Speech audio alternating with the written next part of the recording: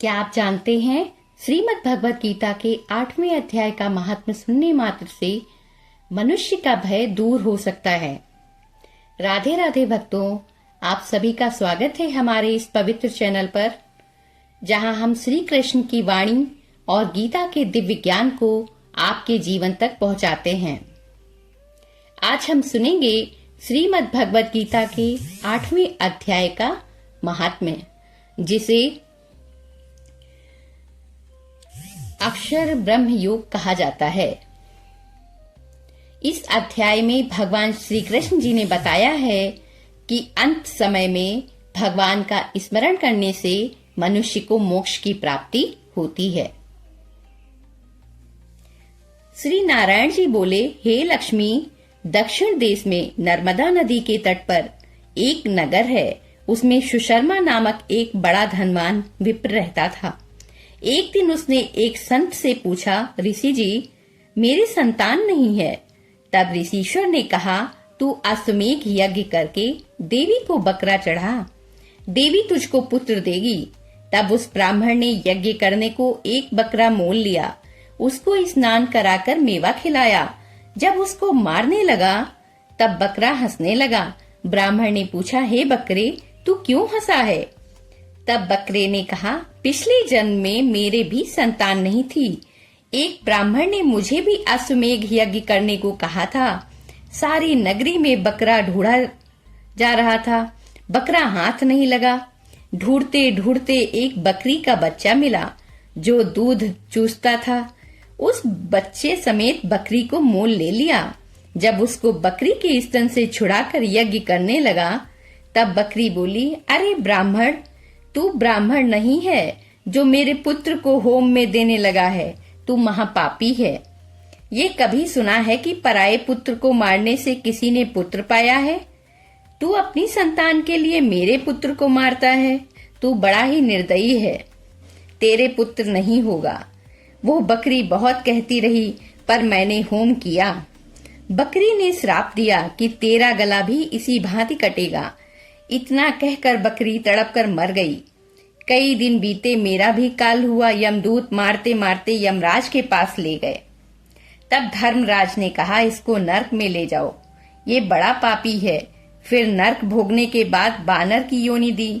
एक बाजीगर ने मोल लिया, वो मेरे गले में रस्सी डालकर द्वार द्वार सारा दिन मांगता फिरे, खाने को थोड़ा दिया करे। जब वानर का देह छूटा तो कुत्ते का जन्म पाया। एक दिन मैंने एक व्यक्ति की रोटी चुरा कर खाई। उसने ऐसी लाठी मारी कि पीठ टूट गई। उस दुख से मेरी मृत्यु हो गई। फिर घोड़े की देह पाई। उस घोड़े को एक भटियारे ने मोल लिया। वो सारा दिन चलाया करे, खाने पीने की खबर ना ले।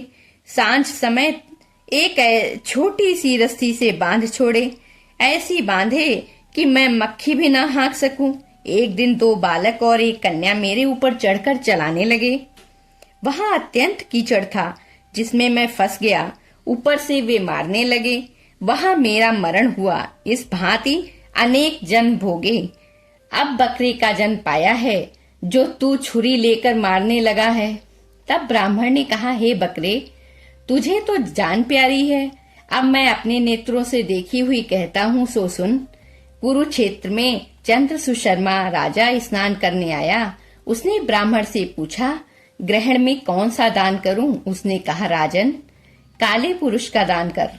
तब राजा ने काले लोहे का पुरुष बनवाया, नेत्रों में लाल जड़वा सोने के आभूषण पहनाकर तैयार किया। तब वो काला पुरुष ठठाकर हंसा। राजा डर गया कि ये कोई बड़ा अवगुण है जो लोहे का पुरुष हंसा। तब राजा ने उसे दान किया। काले पुरुष ने ब्राह्मण से कहा, हे ब्राह्मण, तू मुझे लेगा? तब ब्राह्मण ने कहा, मैंने तेरे सरीखे कई पचाए हैं। तब काले पुरुष ने कहा, तू मुझको वो कारण बता जिस कारण तूने अनेक दान पचाए हैं। तब विप्र ने कहा, जो गुण मेरे में है सो मैं ही जानता हूँ। तब वो काला पुरुष फट गया, उसमें से एक कालिका की मूर्ति निकल आई। तब विप्र ने श्रीमद् भगवत गीता जी के 8वें अध्याय का पाठ किया। उस कालिका की मूर्ति ने सुना, देह पलटी।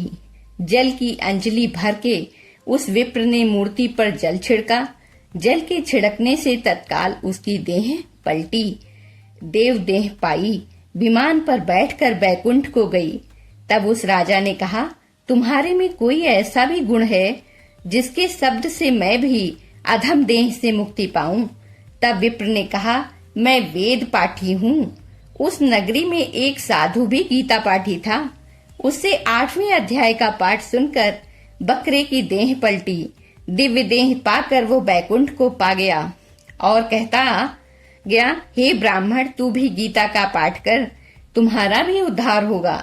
तब वो ब्राह्मण श्रीमद् भगवत गीता जी का पाठ करने लगा। इस प्रकार श्रीमद् भगवत गीता के 8वें अध्याय का महात्म्य समाप्त हुआ।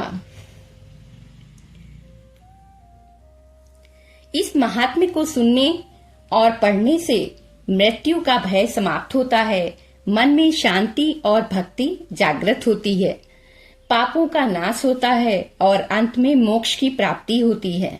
ये अध्याय हमें ये सिखाता है कि जीवन के अंतिम क्षणों में जिसका स्मरण होता है मनुष्य उसी को प्राप्त करता है। इसलिए जीवन भर भगवान का नाम लेना सबसे बड़ा धर्म है। यदि आप भी चाहते हैं कि आपका जीवन सफल हो, शांतिपूर्ण बने, तो रोज श्रीमद् भगवत गीता के अध्याय का स्मरण करें।